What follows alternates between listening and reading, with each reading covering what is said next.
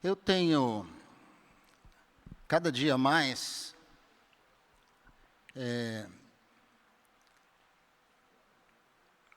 uma admiração e um amor, uma paixão pela palavra de Deus, pela Bíblia. Porque quanto mais a gente lê, estuda a palavra, mais a gente vê o quanto ela é única, o quanto ela tem uma unidade perfeita na sua mensagem. Embora tenha sido escrita num prazo de 1.500 anos, por 40 autores diferentes, em lugares diferentes, em épocas diferentes, com culturas diferentes, línguas diferentes, a Bíblia tem uma unidade impressionante. Quando você lê e estuda o Velho Testamento e o Novo Testamento e vê como uma coisa se liga a outra e uma coisa leva a outra. E ultimamente tenho estudado o livro de Isaías. Isaías foi tremendo. Isaías foi um profeta muito, muito abençoado, muito usado por Deus. Tanto que ele é conhecido como o rei dos profetas. 740 anos antes de Cristo, ele foi chamado para o ministério profético, numa visão que ele teve do trono de Deus, em que ele via Deus sentado no trono, e as abas das suas vestes tomavam todo o templo, e anjos e serafins estavam ao redor dele, e cantavam e clamavam: Santo, Santo, Santo é o Senhor dos exércitos, o Todo-Poderoso, a terra está cheia da sua glória.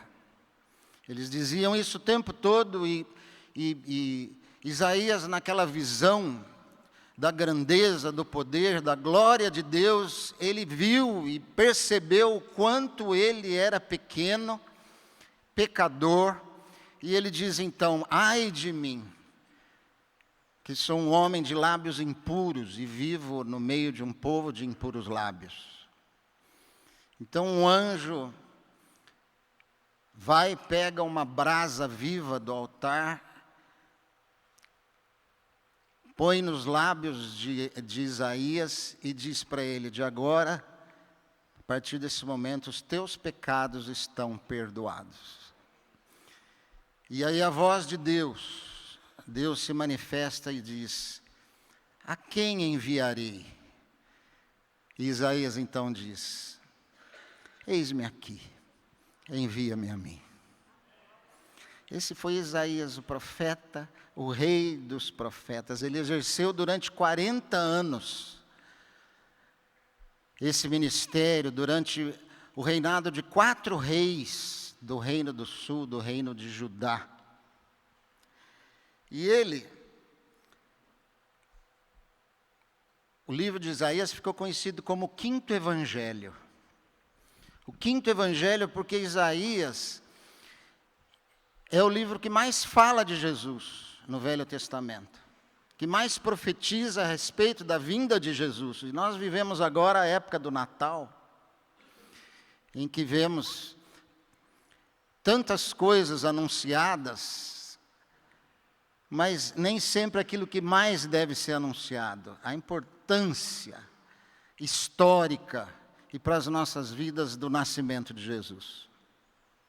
E essa espera do nascimento de Jesus vem em todo o Velho Testamento, e ela fica mais forte ainda quando Isaías começa a profetizar e a falar da vinda desse Messias.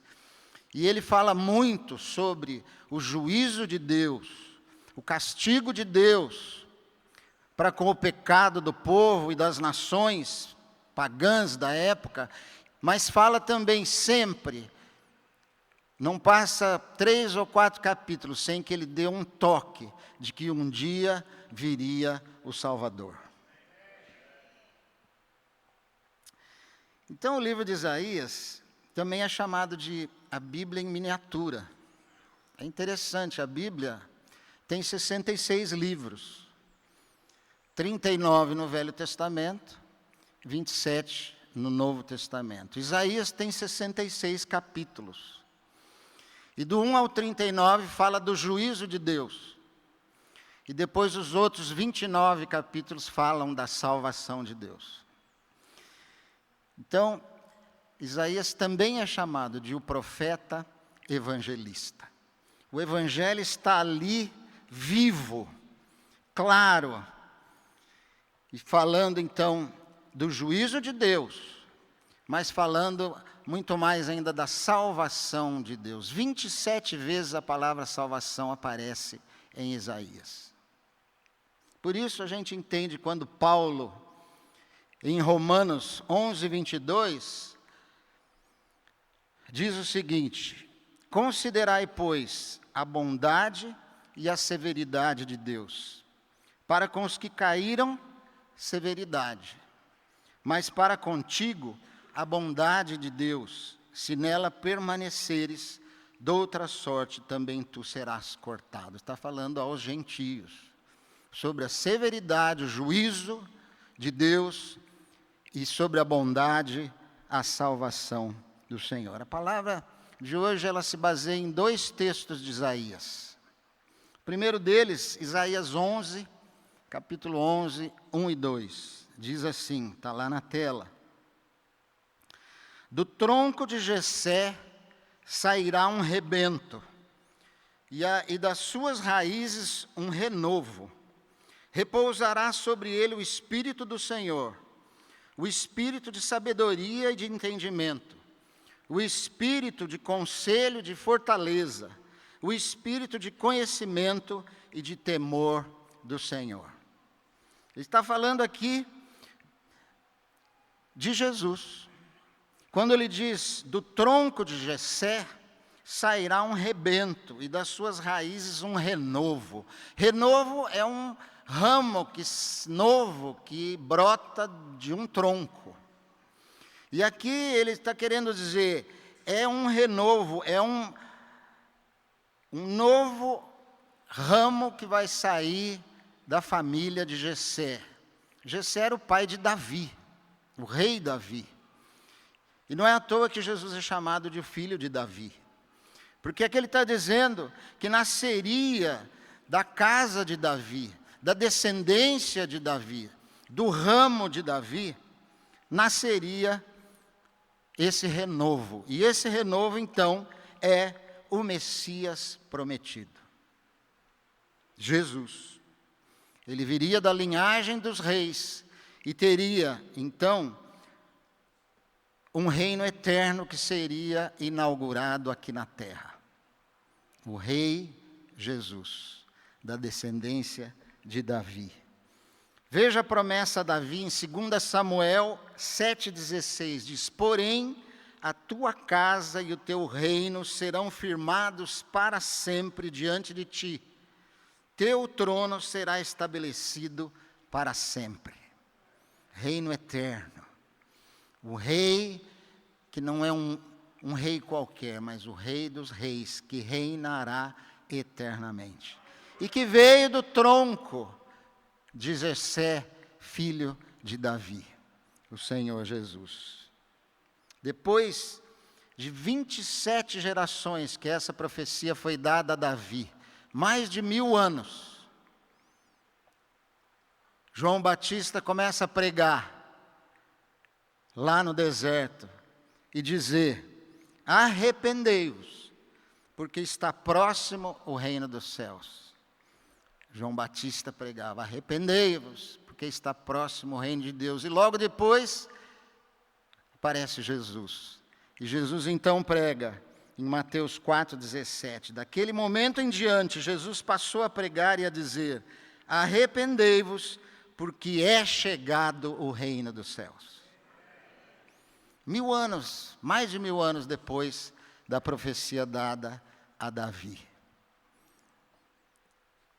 Um evento esperado por tantos anos e profetizado pelos profetas do Velho Testamento. Que acontecimento!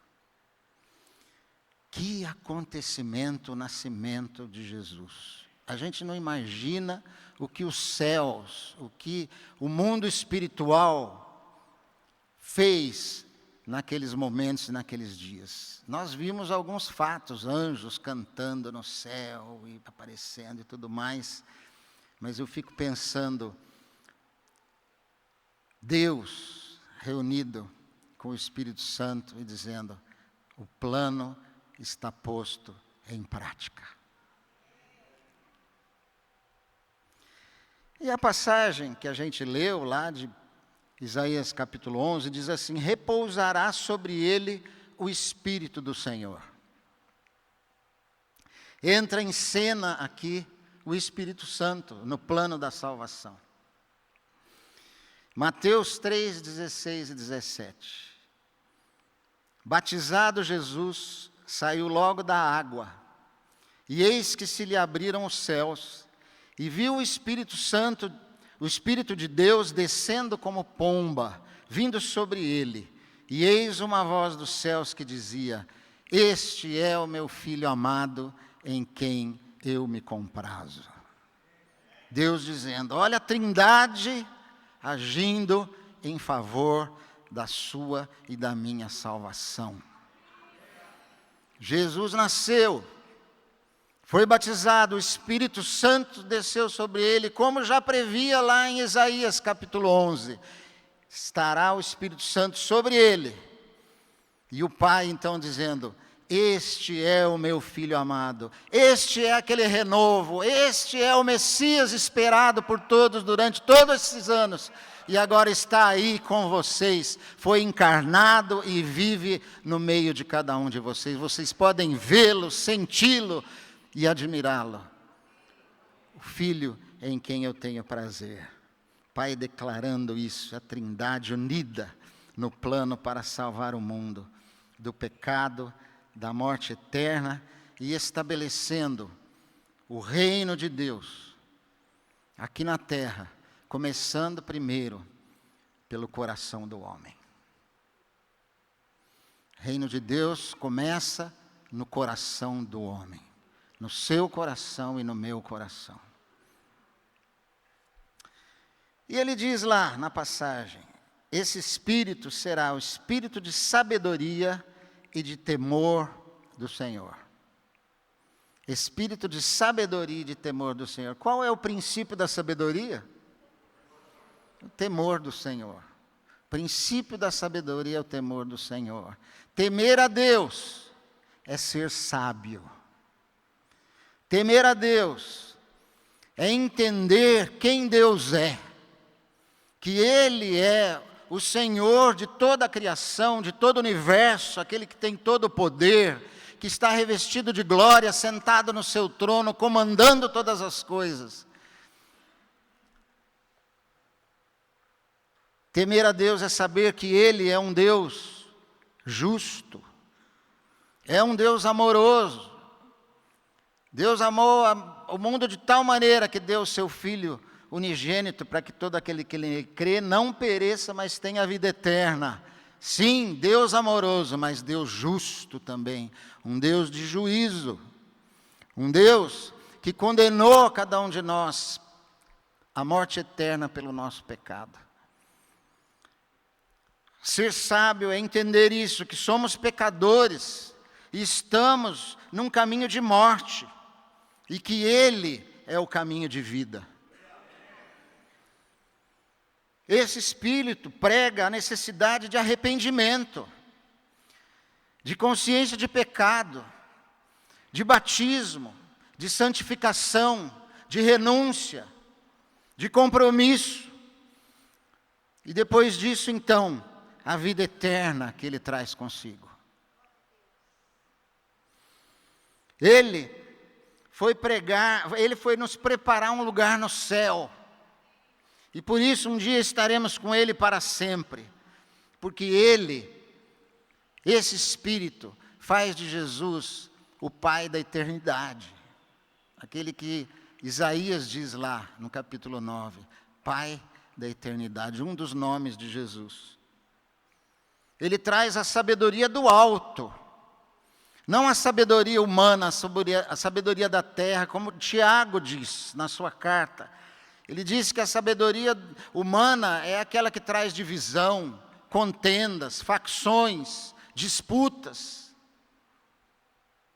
Mas a sabedoria do alto não é essa, diz Tiago. A sabedoria do alto é pura, é pacífica, é indulgente, é tratável, é cheia de misericórdia, dá bons frutos, é imparcial e sem fingimento. Essa é a sabedoria que vem do alto, através do Espírito Santo que estava em Jesus e que agora está em nós e que pode trazer todas essas coisas para as nossas vidas também. Diz também que é o espírito de entendimento, conhecimento e conselho. Quem aqui não precisa de um conselho? Se conselho fosse bom, ninguém... Besteira. Todos nós precisamos de direção, de conselho, conselhos bons. E Ele é, o Espírito faz de Jesus o maravilhoso conselheiro. Pai da eternidade, maravilhoso conselheiro. Aleluia. Direção certa, caminho a seguir, verdade na qual crer, vida plena a viver, caminho, verdade, vida. Ensinamentos do alto, vindo lá de cima, daquele que nos criou, que nos conhece, sabe do que nós precisamos.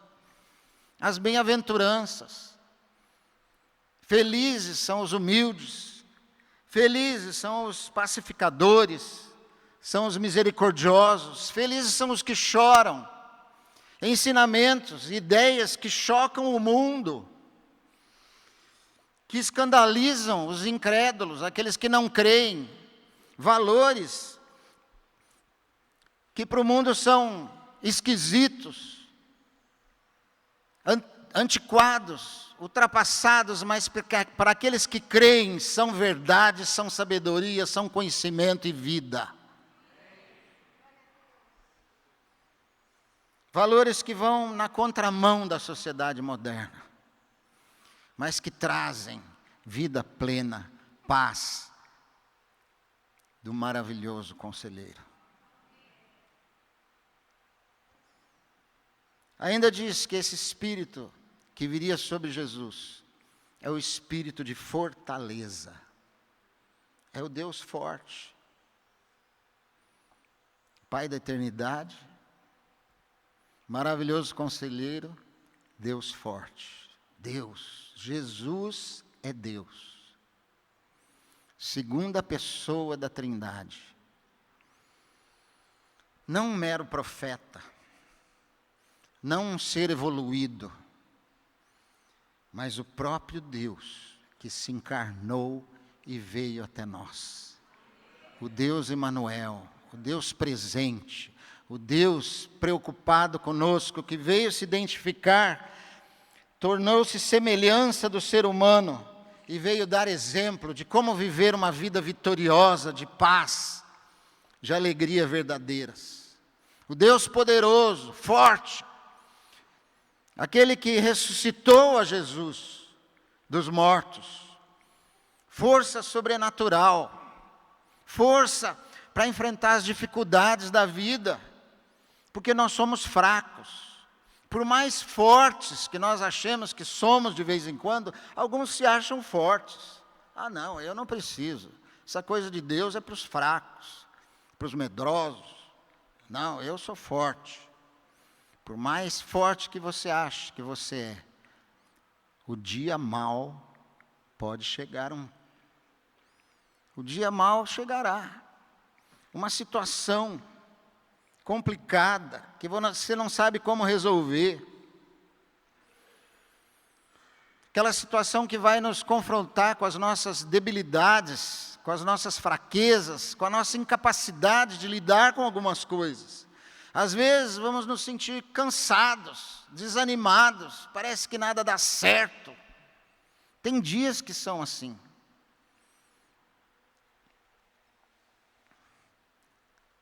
Dias em que a luta parece que não adianta e que estamos sozinhos, mas Jesus disse: vinde a mim, vocês que estão cansados, porque eu vos aliviarei. O Deus forte toma o nosso jugo pesado e coloca o jugo dele, que é leve, sobre os nossos ombros. Ele é quem pode nos fortalecer para conquistarmos vitórias sobre a morte, que é o nosso pior inimigo. Imagina sobre problemas do dia a dia. Então, veja bem, com Jesus desenvolvemos o temor a Deus, passamos a viver em sua sabedoria e conselho e enfrentamos as dificuldades na sua força. Quer mais do que isso?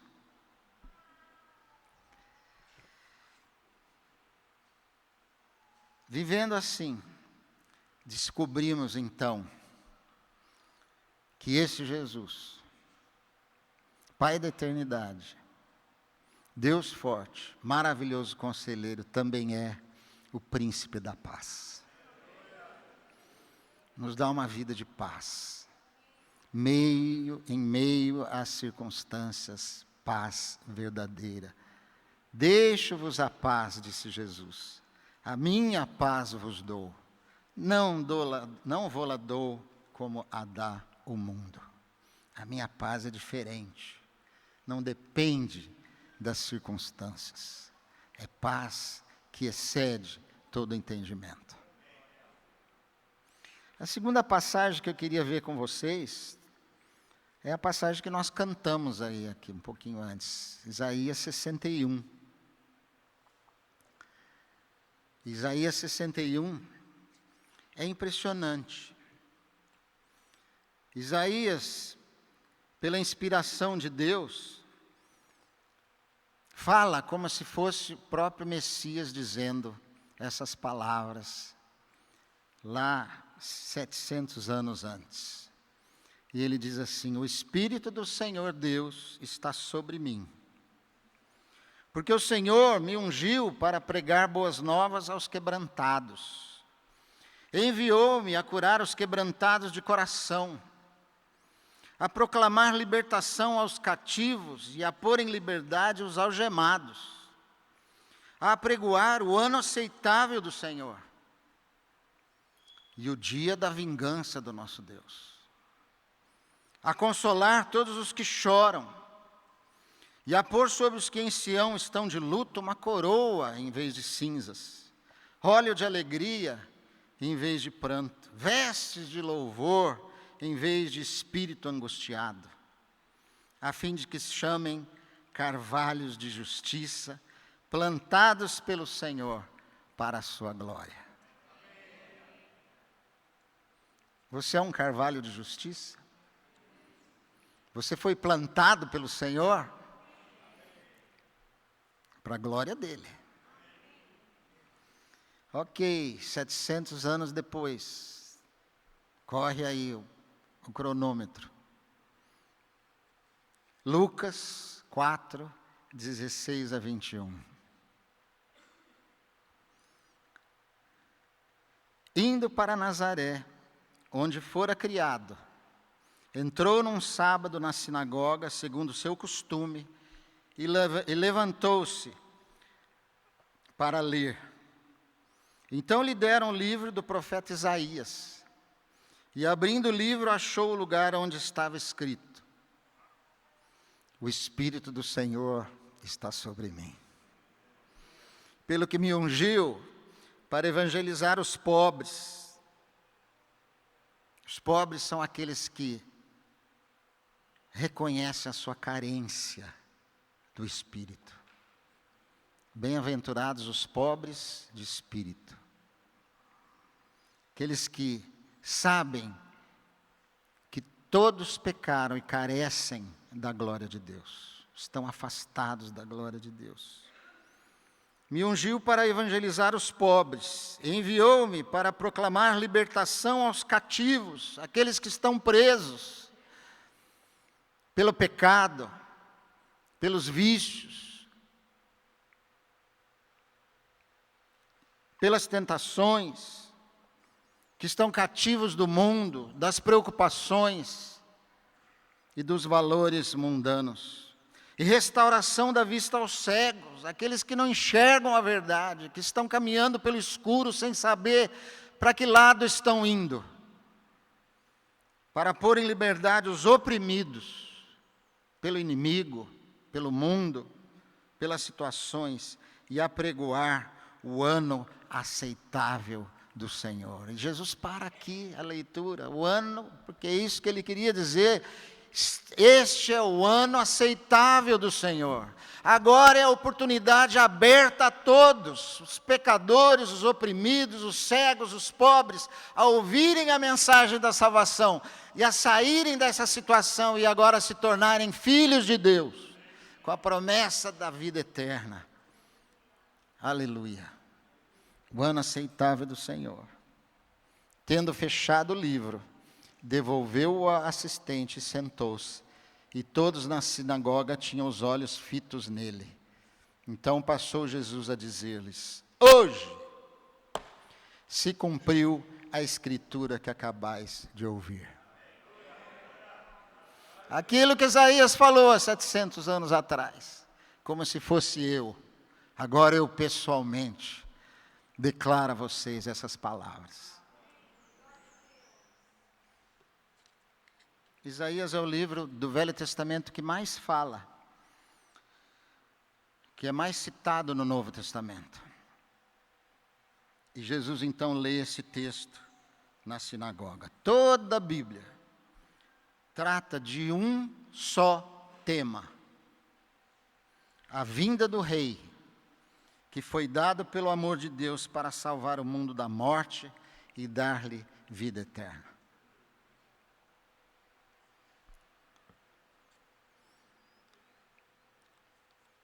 Isaías foi o profeta que mais anunciou essa mensagem do juízo e da salvação. Vejam bem, irmãos, a pregação do Evangelho une as duas coisas: o juízo e a salvação. Por isso mesmo, Isaías teve muita resistência do povo, fortes perseguições. Muitas pessoas não aceitavam o que ele dizia, porque ele não dizia apenas o que agradava o povo, ele dizia a verdade do Evangelho. Arrependei-vos e crede no Evangelho. Não nessas palavras.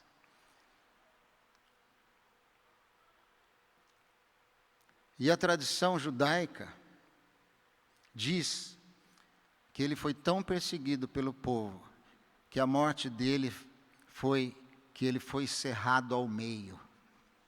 Isaías. Tradição judaica, não sabemos se é verdade. Mas isso mostra o quanto ele perseverou em pregar a verdade. Tudo que profetizou se cumpriu. E tem se cumprido. E vai se cumprir no futuro. Detalhes impressionantes da vida de Jesus e da morte, do sofrimento de Jesus. Isaías 53.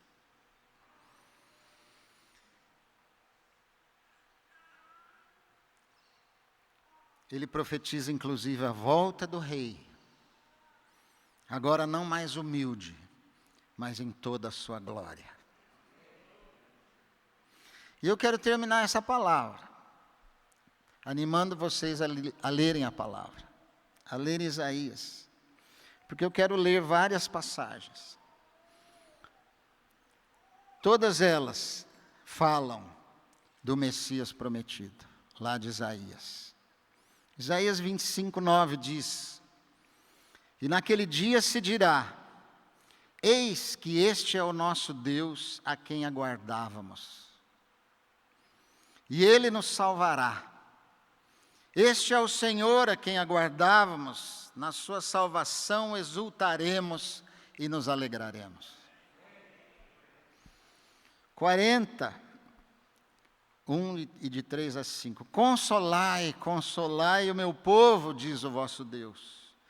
Voz do que clama no deserto, falando de João Batista, preparai o caminho do Senhor, endireitai no ermo vereda ao nosso Deus. Todo vale será aterrado, nivelados, todos os montes e outeiros. O que é tortuoso será retificado, e os lugares escabrosos aplanados. A glória do Senhor se manifestará, e toda a carne a verá, pois a boca do Senhor o disse. A glória do Senhor se manifestará e toda a carne a verá. Eu me lembro de João capítulo 1, que diz: o Verbo se fez carne, habitou entre nós e vimos a sua glória, glória como a do Pai. Isaías já dizia isso. A glória do Senhor se manifestará e toda a carne verá. 45:8 diz: destilai vós, céus, dessas alturas, e as nuvens chovam justiça. Abra-se a terra e produza salvação, e a justiça frutifique juntamente. 46:13: faço chegar a minha justiça, e não estará ao longe, e a minha salvação não tardará, mas estabelecerei em Sião a salvação, e em Israel a minha glória. 56:1 diz: assim diz o Senhor, mantende o juízo, e fazei justiça, porque a minha salvação está prestes a vir, e a minha justiça a manifestar-se. A justiça baseada no sangue derramado do Senhor Jesus. 51:6 diz: levantai os olhos para os céus e olhai para a terra de baixo, porque os céus desaparecerão como fumaça, e a terra envelhecerá como uma veste, e os seus moradores morrerão como mosquitos, mas a minha salvação durará para sempre, e a minha justiça não será quebrantada. Olha o futuro. E lá na passagem, primeira passagem que eu li, de Isaías capítulo 11, de 5 a 10, faz uma figura, uma ilustração de um futuro glorioso de paz, de harmonia, de justiça e glória. Diz assim: a justiça será o cinto dos seus lombos, está falando de Jesus, e a fidelidade o cinto dos seus rins. O lobo habitará com o cordeiro, e o leopardo se deitará junto ao cabrito. O bezerro, o leão novo e o animal selvado andarão juntos, e um pequenino os guiará. A vaca e a ursa pastarão juntas, e a criança de peito brincará sobre a toca da áspide, e o já desmamado meterá a mão na cova do basilisco. Não se fará mal nem dano algum em todo o meu santo monte, porque a terra se encherá do conhecimento do Senhor, como as águas cobrem o mar. Naquele dia, recorrerão as nações à raiz de Jessé, o renovo, que está posta por estandarte dos povos, e a glória lhe será a morada. Aguardado, profetizado, crido por muitos, esquecido por outros, desprezado por muitos. Jesus nasceu, o Rei dos Reis, pequenino, humilde, mas veio para reinar no coração daqueles que creem e que o recebem, e que um dia participarão de uma situação assim em que haverá plena paz, justiça, harmonia, amor, vida pela eternidade. Porque um menino nos nasceu, um filho se nos deu. E o seu nome será Pai da eternidade, maravilhoso conselheiro, Deus forte e príncipe da paz. Que possamos comemorar o Natal dessa forma, nos lembrando de que muito mais importante do que qualquer árvore, presente, festa, comida, foi o nascimento daquele que criou o mundo, que veio habitar entre nós, para ser o rei e governador das nossas vidas. Aleluia. tvcmc.com.br é o nosso canal para compartilhar o Evangelho do Reino de Deus e o senhorio de Jesus Cristo.